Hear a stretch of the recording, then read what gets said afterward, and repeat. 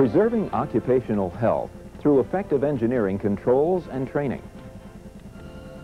This is Clayton Associates. In 1983, Clayton Associates revolutionized the way auto and truck mechanics work on brakes and clutches. They no longer have to breathe hazardous dust. Over the years, our product line has steadily grown in both size and scope.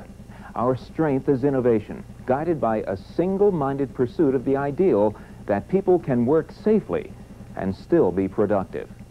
The result has been customer satisfaction in products that work and are put to work. Back when we began, the focus was on preventing asbestos disease in auto and truck mechanics. Moving through the 90s, asbestos is still a concern, although its use in friction products has been steadily declining. More and more, man-made fibers are replacing asbestos in brake and clutch pads. But experts tell us that many of these non-asbestos fibers are toxic to lab animals and will probably be hazardous to man. With this in mind, manufacturers are labeling their products to warn customers to avoid breathing the dust. It's an opinion shared by many that it doesn't matter what brakes and clutches are made of, breathing this dust can cause serious health problems for mechanics.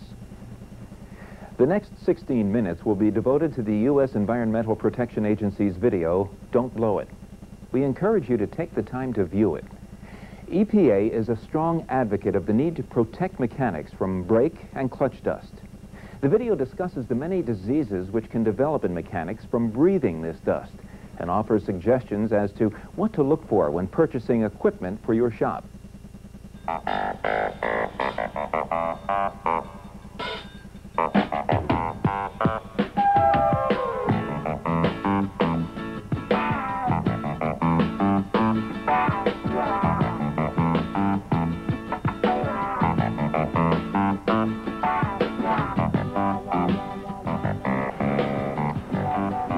Yeah, it's a pretty big operation now. 6 bays, 10 mechanics. About 30 cars come through here a day. But it's taken a long time to build it up. When I first started out pumping gas, all I had was a little hoist on the side. Back then, we were doing mostly oil changes. Maybe we'd do a tune-up. Every so often, we'd even do a brake job. But then about, I guess it was 5 years ago, we moved here. I bought out the old owner and, well, held my breath. But it's all working out fine. We do a lot more things here now. We do tune-ups, engine work, brake jobs. Some of them, like replacing a muffler, haven't really changed much over the years. But others, like doing brake jobs, have really changed a lot. Brake jobs are pretty high-tech now. But just a few years ago, we did them real simple. Just take a look at these snapshots from the old shop.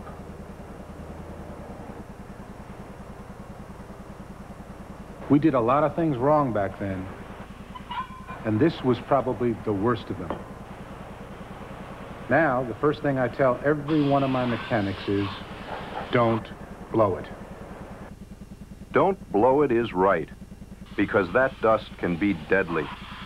Using an air hose like this is now illegal. You see, most brake linings contain asbestos. Asbestos is a durable, high-friction, fibrous material that makes it useful for brake materials and a lot of other applications. But it's precisely this indestructible quality that makes it so dangerous. For when it gets ground into a fine dust by repeated friction in braking, or when a mechanic grinds down brake linings, it can easily be breathed in. And that's when it can do its damage. Millions of dust particles can be released during brake and clutch servicing, and the largest of the visible clumps aren't the real problem. It's the microscopic, invisible fibers that enter the lungs, which can do the most damage. Inhaling these asbestos fibers can cause cancer, lung cancer, and a fatal cancer of the lining of the lungs or abdomen called mesothelioma. Even breathing in these asbestos fibers for short periods of time may cause cancer, and symptoms of these cancers take many years to develop. 15 years, sometimes 20 or 30 years or more. You can't tell that you're breathing it in, and there's usually nothing to indicate it's hurting you at first. And it may harm you even if you're doing a short job or two, even after you have stopped working with it. Asbestos fibers can also cause the lungs to form scar tissue. This scar tissue isn't elastic like the lungs are. Too much asbestos, too much scar tissue, and it gets harder and harder to breathe. This scarring is called asbestosis. Unfortunately, the scar tissue doesn't turn back into good lung tissue, so the disease doesn't get better once it develops. The more asbestos you breathe, the greater your chances of developing this scarring. So the time to control asbestos is now, when you first start working with brakes, when you're feeling fine. And even if you've been exposed to asbestos, you can still take steps to protect yourself. Some of the things we used to do in the old days were totally useless. In fact, downright dangerous. Wiping with a rag or brush doesn't effectively control dust, no matter how carefully done. Even wetting these tools doesn't work. They eventually dry out, and then when you handle it or shake it, the asbestos is spread around the garage. Using a liquid squirt bottle or a garden hose or a solvent spray actually spreads the asbestos, and when the liquid dries, the asbestos is still all over the garage. Vacuuming up with regular shop vacuums doesn't do any good. They don't have filter bags that can trap the really small fibers, the most dangerous ones. They can actually spread the asbestos around the garage as much as the compressed air hose. Remember, these small fibers are the ones you want to avoid. We do a few other things around here just to be safe. We keep the lunch area separate from the work area, and I never let any of my mechanics eat or drink anything while they're doing a brake job. And we always wash our hands carefully before we eat. Look, nobody wants to swallow any of that stray asbestos. We keep our street clothes separate from our work clothes, and our work clothes are specially laundered. Now, this may seem like a small thing to you, but a magazine article I read recently said that some scientists found that wives and children of men who work with asbestos were getting cancer. And they got the cancer from the dust that the men were bringing home on their work clothes. Now, we keep our asbestos levels really low here.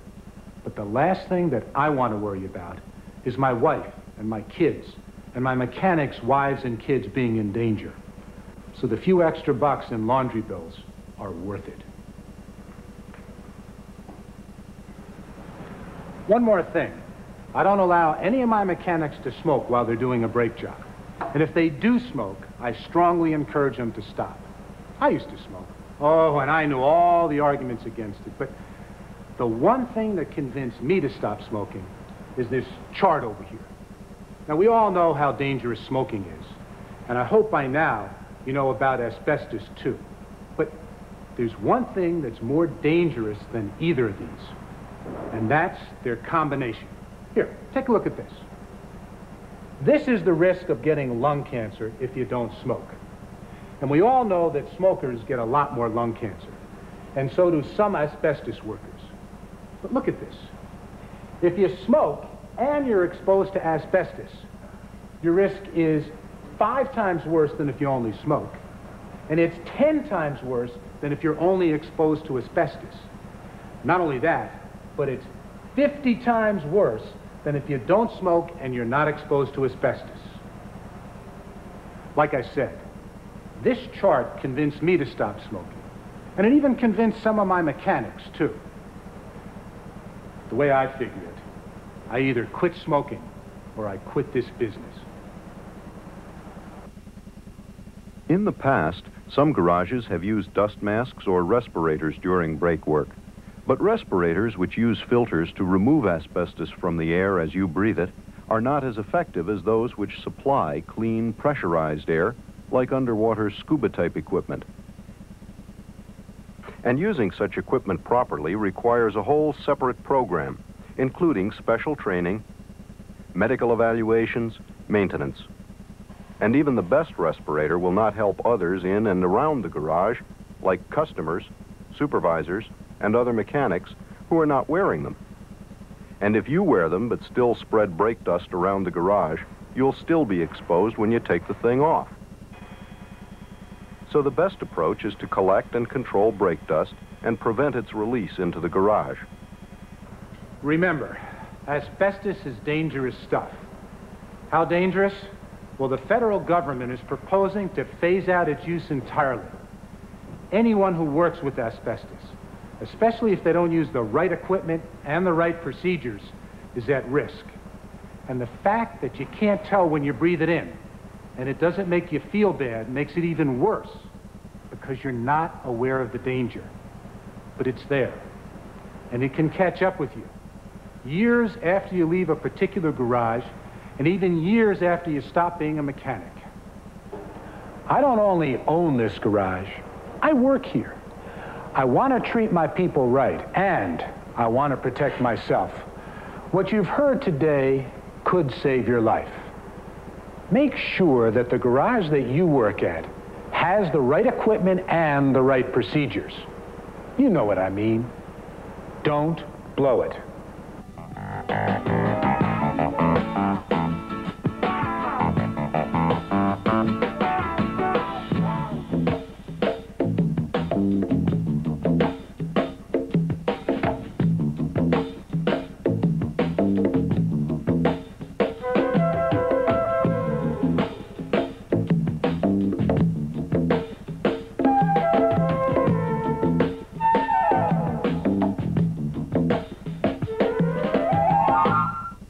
This ends the Environmental Protection Agency Don't Blow It portion of the video.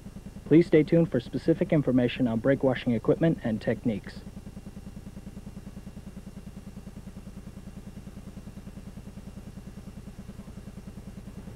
It's our belief that auto and truck mechanics simply don't want to breathe this dust anymore, whether it contains asbestos or not. But there's a limit to how much nuisance they'll put up with to do it. What's needed is an easy-to-use brake and clutch cleaning system which is safe for the technician. It must enable him to loosen and remove drums without disturbing the dust or making it airborne, and to thoroughly clean the brakes and remove hazardous dust before he begins to inspect or repair them. It has to be low in cost and affordable to all shops anywhere in the world. That means it must have a low purchase price, and it must be cost-effective to operate on a daily basis. Finally, it must be environmentally safe. Today, environmental awareness is growing. We all know that we can't solve one problem, an occupational health problem, and in the process, create another problem for the environment.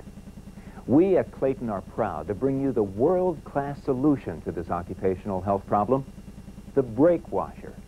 It's fast, safe, and affordable.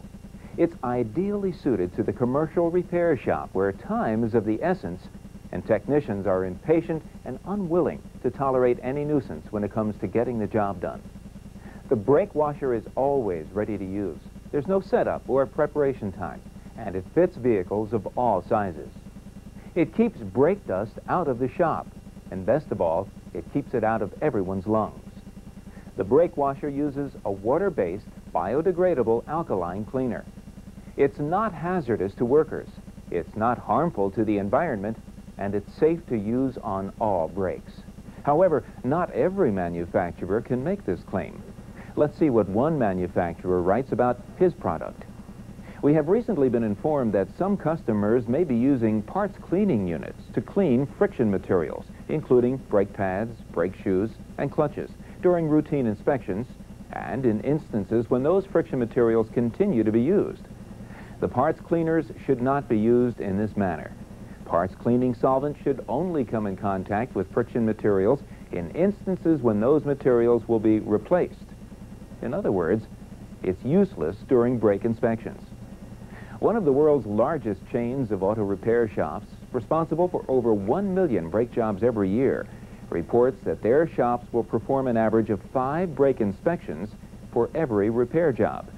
If this is any indication of the activity found in other brake service shops, it means that 80% of the time, technicians using parts cleaning solvent have no means to control brake dust. The brake washer eliminates this health hazard for mechanics all the time. Regarding liquid spray systems, in its publication, Guidance for Preventing Asbestos Disease Among Auto Mechanics, the U.S. Environmental Protection Agency reports, measurements from one manufacturer using a liquid spray system show that over 1 million fibers of asbestos can be released near a mechanic's space. Pressurized sprayers and aerosol cans discharge the liquid with such force that it can disturb the dust and make it airborne. The same can happen with systems in which compressed air is used to siphon the liquid. Under the best of conditions, a lot of air accompanies the liquid during spraying. Unfortunately for the mechanic, it often happens that so much air and so little liquid is sprayed that it blows dust all over the place. You simply can't blow it with the brake washer. A compressed air-driven pump motor delivers cleaning solution to the tools. Air never comes in contact with the solution, and it never ever comes in contact with brake dust. The compressed air-driven pump offers another important benefit. It requires no electricity. There's no extension cord to worry about, and there's no chance of electrical shock. After removing the tire, you simply disconnect the compressed air supply line, attach it to the brake washer, and you're ready to clean the brakes. The balance of this video is divided into 3 parts. The first will show you how to use the equipment to clean brakes. The second will discuss equipment maintenance, and the third will show you how to assemble the equipment prior to using it. The brake washer and the mini brake washer are simple to use. Both can service vehicles on all types of lifts and safety stands. The cover on the brake washer doubles as a collection basin for ramp lifts and safety stands. When the cover is not in use, it's stored on the brake washer where it's always handy. The mini brake washer can be placed on a rolling tool cart to service vehicles on lifts. We also offer an optional lowboy dolly, which is ideal for shops which generally do most of their work on safety stands. For maximum protection, technicians should wet the brakes and flush out the drum before removing it. This procedure virtually eliminates exposure to hazardous brake dust. During brake inspections, use the injector nozzle to inject solution through the adjustment slots in the drum or in the backing plate. When there is no adjustment slot, wet the brakes by injecting solution between the backing plate and the drum. Some shops will wet the drum and brakes along the sides first by injecting solution from 2 o'clock to 6 o'clock, and then from 10 to 6. This keeps the wheel cylinder dry, so you can determine if the cylinder leaks. Pull the drum back a ½ inch or so and continue wetting the brakes. Pull the drum back a little more and really saturate the brakes.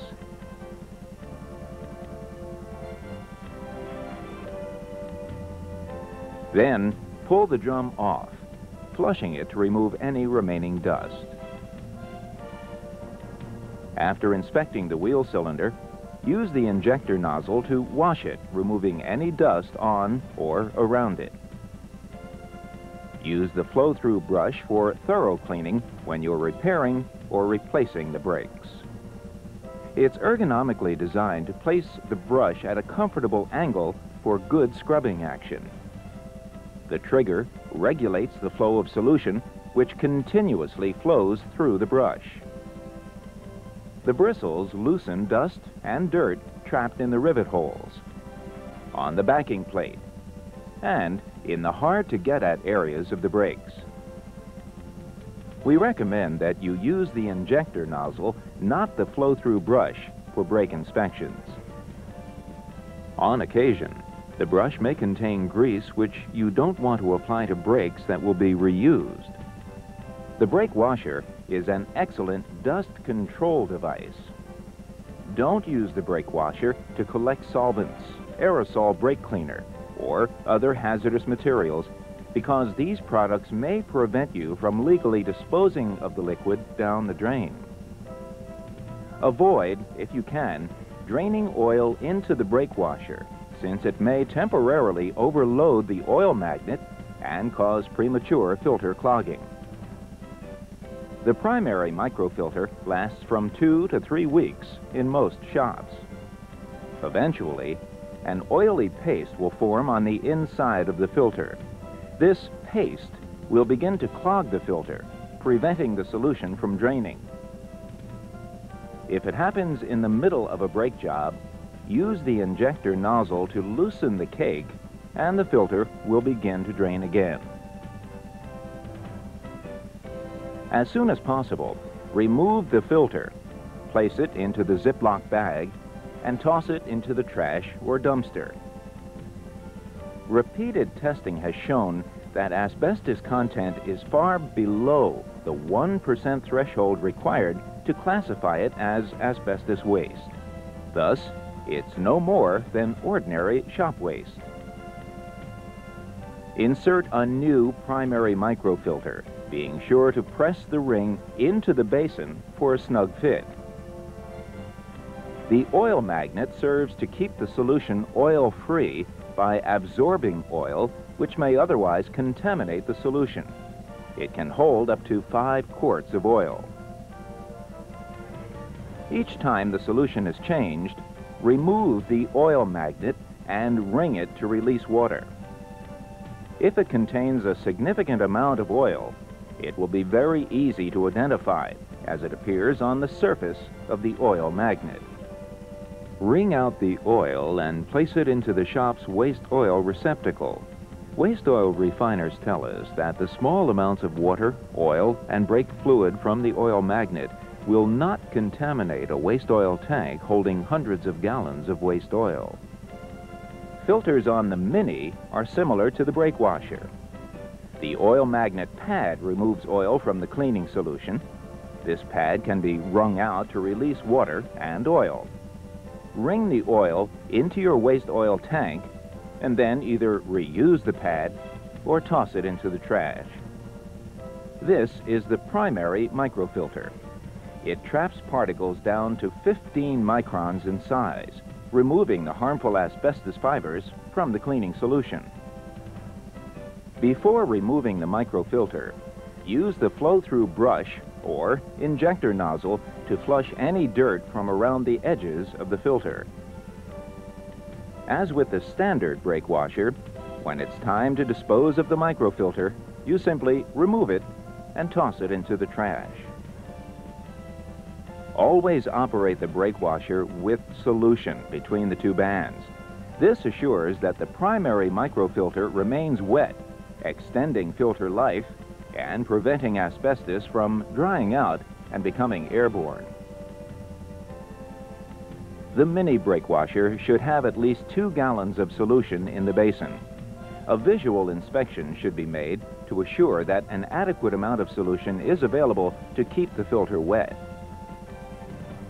Change the solution every 2 months, or in the case of the brake washer, when the solution level reaches the lower band, the 5-gallon level.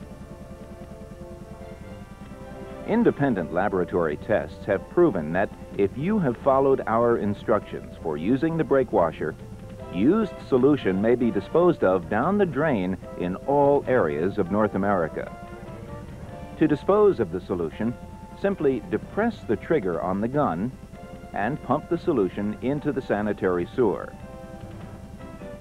While the used solution does contain some asbestos, tests by an independent laboratory have shown that it passes the 1993 Federal Safe Drinking Water Act for asbestos content in drinking water.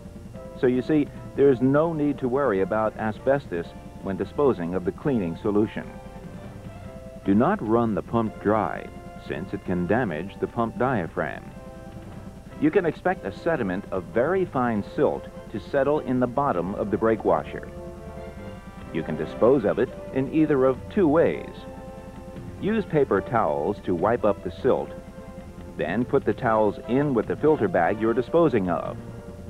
Or use a hose and add water to resuspend the silt so you can pump it through the primary or ultra filter. The filter will separate the silt from the water. In California, or other regions with more stringent environmental standards, you may wish to use the ultrafilter to filter the solution down to 5 microns. Place the ultrafilter into the filter holder. Insert the plastic tube through the hole provided. Disconnect the compressed air line to the regulator. Depress the trigger to relieve pressure in the lines.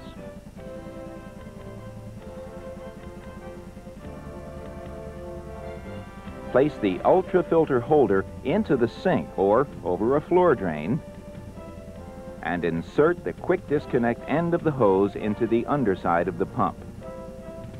Attach the compressed air line to begin pumping.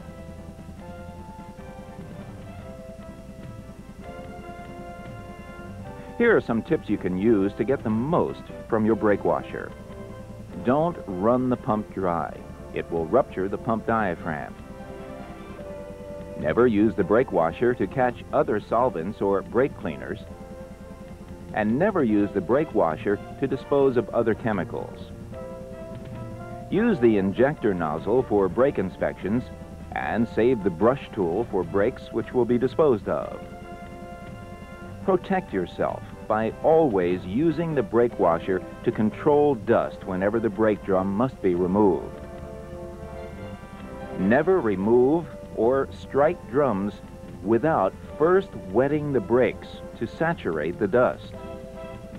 Remember, after wetting, asbestos won't be airborne, so it can't be breathed in. Use only Clayton-approved cleaners in the brake washer. Use of other cleaners may damage the pump and void the warranty. All testing of the Carefree disposal system was performed using Clayton cleaners. Use of other cleaners will render these test results null and void. Turn the brake washer upside down to attach the casters. Insert the bolt and washer through the dolly. The washer should be against the plastic so that the bolt cannot pull through. Turn the brake washer right side up to attach the lid. Place the metal strap in the groove of the lid. Position the lid over the tank with the air regulator over the longer portion of the dolly. Using downward pressure on the center of the lid, snap it into place. Tighten the strap. Now, fill the tank with 10 gallons of water up to the second band on the tank. Place the oil magnet in the tank. Insert the primary microfilter into the tray. Press the filter ring firmly into the filter seat so solution will not run under the filter. Wearing gloves and a protective face shield or goggles, pour 1 quart of super concentrated cleaner into the primary microfilter. The super concentrated cleaner formulation is subject to change. Always read the product label and the material safety data sheet on all chemicals prior to using them. A copy of the material safety data sheet is provided with the equipment. However, if you require assistance or additional information, please contact us at 800-248-8650. Place the splash guard filter and the protective grill into the tray. Insert the hose from the tools into the bottom of the pump and snap the lock in place. Before using the brake washer, connect the compressed air line and depress the triggers on the tools to purge air from the lines. To prepare the mini brake washer for use, place the oil magnet pad into the basin. Then, insert the microfilter, positioning it between the bolts. Place the grill over the filter as shown and secure it in place with the wing nuts provided. Fill the basin with 3 1/3 gallons of water up to the top of the Clayton name. Add 1/3 quart of super concentrated cleaner. Be sure to wear a face shield or goggles and gloves when handling the cleaner in concentrate form. And that's all there is to it. The Mini Brake Washer is ready to go to work whenever you are.